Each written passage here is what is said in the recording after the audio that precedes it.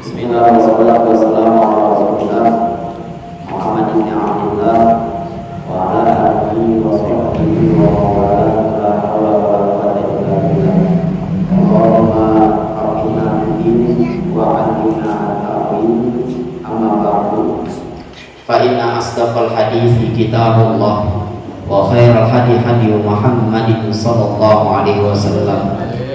Wa syarrul umuri muhdatsatuha wa kullu muhdatsatin bid'ah wa kullu bid'atin dhalalah wa kullu dhalalatin finnar. Bismillahirrahmanirrahim. Kita lanjut kajian kita masih seputar masalah haji dan umrah ya Pak ya. Wa an Jabirin radhiyallahu taala anhu qala, dari Jabir radhiyallahu taala anhu berkata, qala Rasulullah sallallahu alaihi wasallam, Rasulullah sallallahu alaihi wasallam bersabda, nahartu hahuna wa mina kulluha manharun fanharu fi rihalikum wa waqaftu hahuna wa arafah kulluha mawqifun wa jam'un kulluha mawqifun, rawahu Muslim. Kata Nabi sallallahu alaihi wasallam, aku menyembelih di sini. Dan Mina itu semuanya, bukannya separuh-separuh nih. Mina sama keliling-kelilingnya itu tempat sembelihan. Maka kata Nabi, sembelihlah pada rumah kamu. Yang rumah kamu itu posisinya di Mina saat itu. Wa waqaftu hahuna, aku wukuf di sini. Wa arafah kulluha mawqifun. Dan yang namanya Arafah semuanya tempat wukuf. Wajabun kulluha mawqif. Begitu juga tempat Muzdalifah semuanya itu adalah tempat wukuf. Rawahu Muslimun, hadis riwayat Imam Muslim. Berarti Pak, berangkat dari hadis ini Nabi Shallallahu Alaihi Wasallam menjelaskan bahwa yang namanya ibadah itu jangan sulit-sulit amat. Ya, kenapa Nabi sampai mengatakan yang pertama, yang namanya Mina seluruhnya tempat sembelihan. Enggak satu titik aja Pak. Misalnya nih, Nabi nyembelihnya di sini, bukan berarti di sini terus. Maka Nabi sampai mengatakan wa kulluha manhar. Yang namanya masih di Mina itu semua tempat sembelihan, dimanapun, mau di pojokan, di depan, mau di belakang, yang penting masih area Mina sembelih. Dan juga kata Nabi Shallallahu Alaihi Wasallam, wukuf di Arafah. Itu yang namanya padang Arafah, depan belakang kiri kanan, itu yang semasi Arafah boleh Pak kita hukum. Mau di sono kita hukumnya, hukum juga jangan pakai kongkok di sono. Ya, kita lagi ngopi bareng dan ngobrol bareng lagi. Ketika kita wukuf, perbanyak zikir kepada Allah dimanapun tempatnya. Artinya tempatnya itu kan wukuf panjang lebar, dimanapun, mau di sini, mau di sini, mau di sini. Nggak harus apa yang Nabi wukuf di sini kita ngikutin di sini. Ini namanya masyaqqah. Kalau kita mengikuti harus di sini terus, kan yang namanya manusia banyak kan. Bukannya satu dua ketika pergi haji, banyak. Kalau seandainya kita ngikutin Nabi wukuf di situ aja, fihi masyaqqah wa fihi muzdahim, akan menjadi kesulitan bagi kita, bahkan akan berdesakan kiri dan kanan kita. Nah, maka kata Nabi Shallallahu Alaihi Wasallam bahwa yang namanya tempat wukuf, tempat penyembelihan, pertama wukuf. Semasa itu adalah penamaan Arafah, dimanapun tempat itu boleh kita wukuf. Kalau tempat itu Mina, semasa tempat itu emang Mina, disitulah boleh kita menyembelih. Itu hadis pemahaman secara tekstualnya. Yang kedua, Nabi Shallallahu Alaihi Wasallam ini menyembelih binatang hadyu di tempat disebut namanya Mina. Dalam bahasa Arab ada yang namanya nahar, ada yang namanya dzabah. Fasolli li rabbika wanhar. Apa bedanya Pak? Dzabah dengan nahar. Sama-sama sembelih itu dalam bahasa Arab. Ini uniknya bahasa Arab Pak. Bahasa Arab itu artinya satu, maknanya bisa banyak Pak. Misalnya apa bahasa Arabnya menyembelih, itu bahasa Indonesianya satu, bahasa Arabnya bisa banyak Pak. Menyembelih bisa zahaba, bisa menyembelih bisa nahara. Tapi di dalam kaidah dalam bahasa Arab, setiap penamaan memiliki kriteria masing-masing. Di dalam Al-Quran kata Allah Subhanahu wa taala, "Inna a'tainakal kautsar fasholli li rabbika wanhar." Salat baru nyembelih. Ini dalil nih terkait salat Idul Adha, Pak. Kagak boleh nyembelih sebelum salat. Salat dulu baru fasholli li rabbika wanhar. Nahar itu sembelihan onta, Pak. Kalau dzabah itu selain daripada onta. Sekarang kalau onta lehernya panjang atau pendek? Kalau panjang gimana? Masa iya di sini nih? Agak dapat, apalagi orangnya pendek. Atau apa bisa begini-gini? Ya kan? Nih di sini nih. Ya Pak ya? Di sini nih. Dan cara nyembelih onta bagaimana, Pak? Ayo, tukang jagal lah di sini. Banyak banget kayaknya tukang jagal ini. Hah? Bukannya dirubuhin ya Pak ya? Bukan ditebas juga gitu.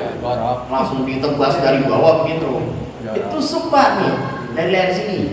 Dek, seret digituin. Saya teori doang Pak, bisa praktek lo berani. Iya.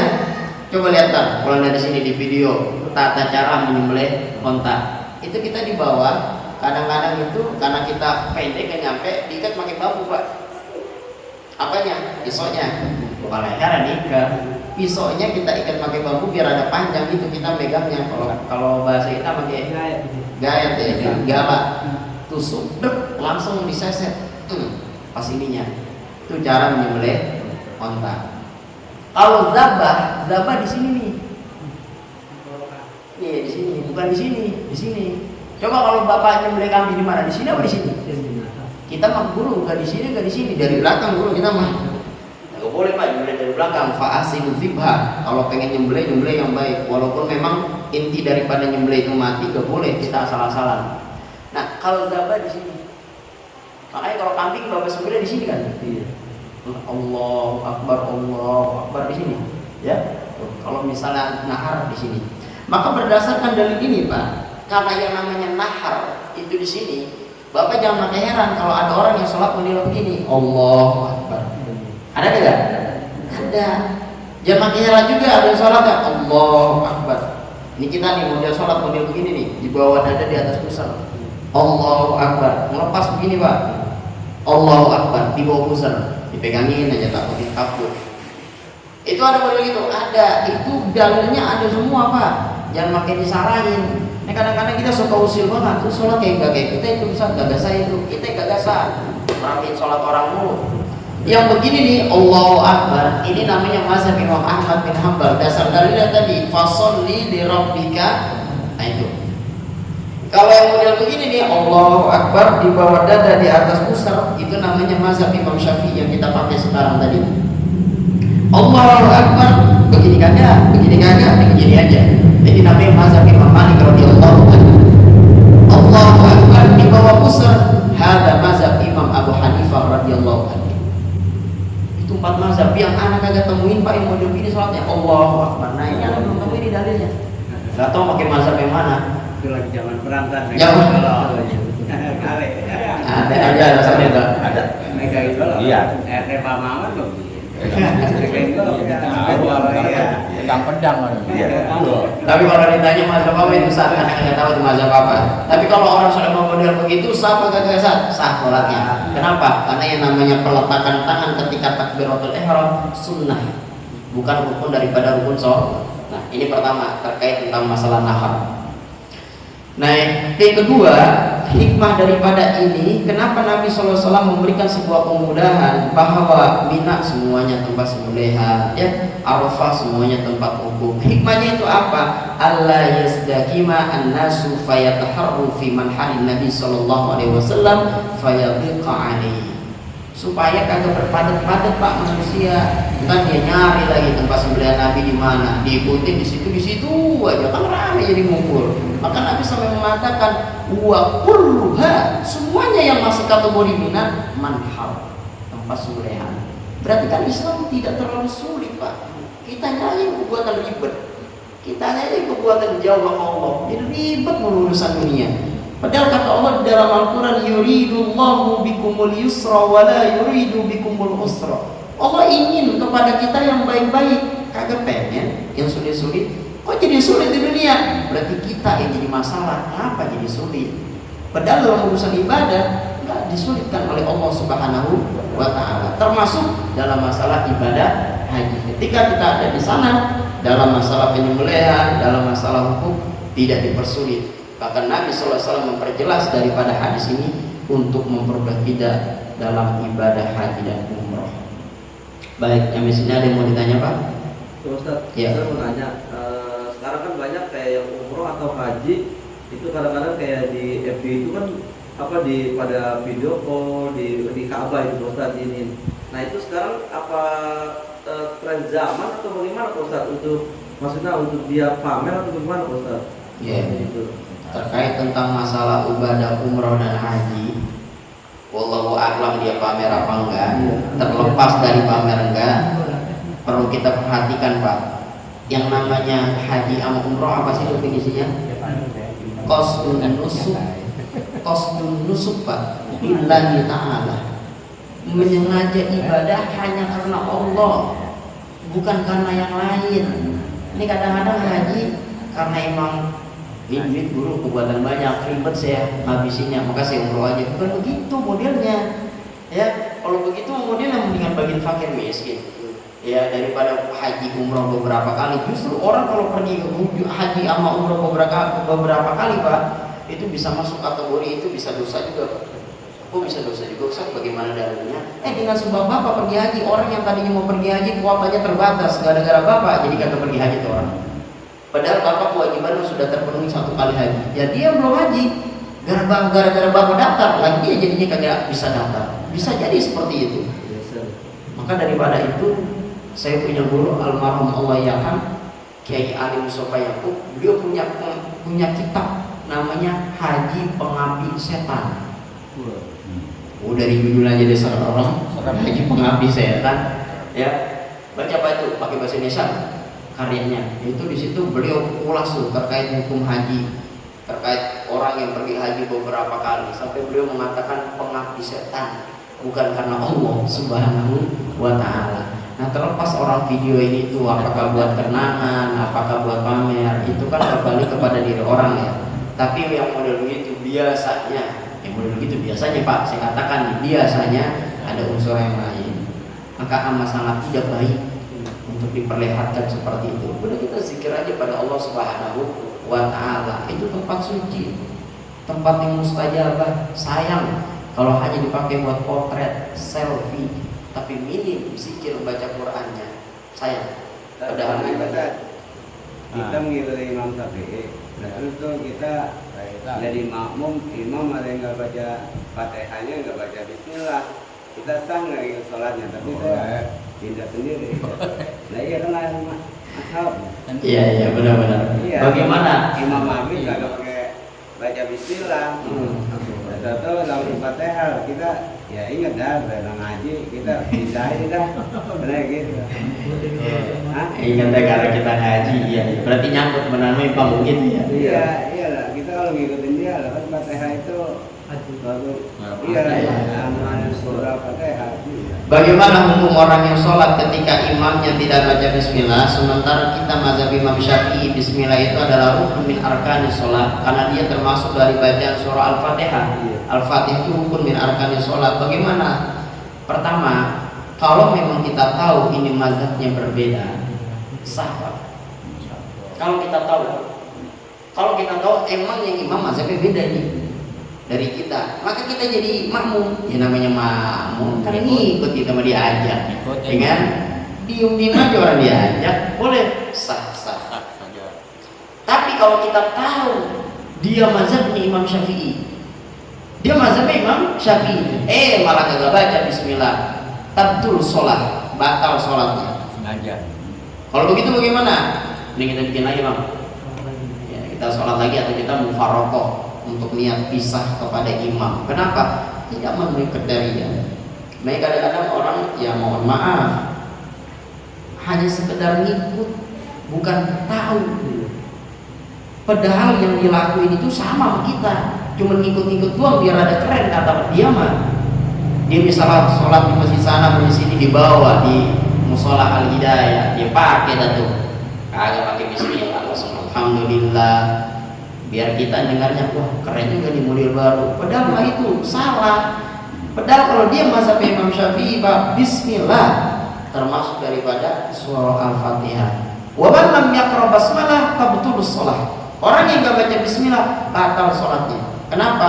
Karena yang namanya salat Al-Fatihah bismillah rukun daripada Al-Fatihah. Enggak sah salatnya. Kalau udah enggak sah salatnya jadi batal, sia-sia jadinya, Pak. Baik, ada lagi, Pak? Misal, Ya. masalah motong kambing tadi. Sekarang kita motong langsung putus. Nah itu halang itu kepalanya itu tadi makan. Baik. Saya belum lama bikin kajian tematik, Pak. Saya ngisi di daerah Bintara. Itu hampir sebulan terkait tentang tema kurban dan akikah.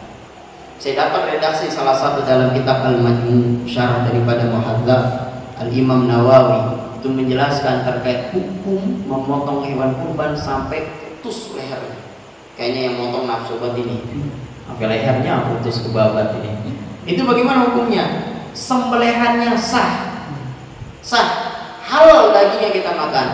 Tetapi ada tapinya. Hukumnya makruh.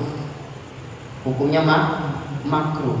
Karena yang disyariatkan, yang dianjurkan Nabi ketika menyembelih 3 urat yang putus, Pak, pernapasan, persaluran makanan, dengan satu lagi itu langsung kepada jantung, itu langsung putus 3-tiganya. Itu nggak sampai putus leher, dia udah putus 3-tiganya, Pak. Itu yang disunahkan Nabi. Nah kita sampai bablas sampai kepala, ke leher-leher semuanya. Ya, sah, Pak. Sebenarnya sembelihannya sah, dagingnya halal, tapi hukumnya makruh. Jangan Ada sampai. yang ditambahin aja, Sat. Motongnya udah putus, tapi nggak mati-mati. Ditambahin aja, digodot lagi. Nah itu nggak jadi masalah. Mana itu nggak ada. Ada itu dulu ada pengasat itu motong lagi dikit. Kalau misalnya begitu tuh malah bagus, Pak. Bagus yang ngomong gitu. Jadi kalau bapak nih nyembelih, Iya. sembelihan pertama nggak mati nih binatang, Iya. terus Nah, jangan dibiarin Karena aja. Jadi di rogo dulu itu Ustaz, ininya di rogo dulu, ininya maksudnya masih nyambung, masih belum ini. Iya, nggak apa-apa. Dengan syarat nih, kalau seandainya ketunda itu, terus dia mati bukan karena Kemudian bangke. Santai. Contoh ya, saya kasih contoh nih. Ketika nyembelih nih, ini ketika kita ambil golok kita, ini binatang belum mati, masih hidup. Malah kita, ayo mati, kita liatin aja. Nah matinya bukan karena sembelihan, tapi matinya karena ditunda, habis darahnya mati, bangke jadinya. Tapi yang motong lagi mana, Bang? Iya. Enggak ada yang gini kamu kok mati kata gini. Iya dulu kan, iya kan. Ini tadi. Justru bagaimana caranya kalau Buntungin kan ya? Buntungin. Ditambahin. Datang dia Ambil segera mungkin, Pak, golok lagi, maka dilanjutin lagi sembelihannya supaya apa? Mati binatang. itu di sama Pak Musin ini dibuat lagi sama dia. Ya nggak apa-apa. Nah itu yang buntungin bagaimana tadi dia tuh? Ya nggak apa-apa. Nggak apa-apa. Walaupun beda orang. Yang penting tujuannya mati. Ada kejadian kita, ada kejadian ngomong kita. Gak apa-apa, Pak, itu boleh-boleh aja.